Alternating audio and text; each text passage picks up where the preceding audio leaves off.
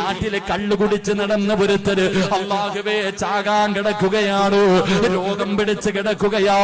പോയി നോക്കല്ലേ മോനെ, നന്നാകാത്തവരോ ആ കിടപ്പിൽ കിടന്നുകൊണ്ട് കള്ളു കുടിക്കുന്നവനോ തൗബ ചെയ്യാ മനസ്സില്ലാത്തവരോ നിങ്ങൾ അവനെ പോയി നോക്കില്ലേ. അല്ലാഹുവേ വലാ തുസല്ലി അലൈഹി, അവന്റെ മയ്യത്ത് നമസ്കരിക്കല്ലേ.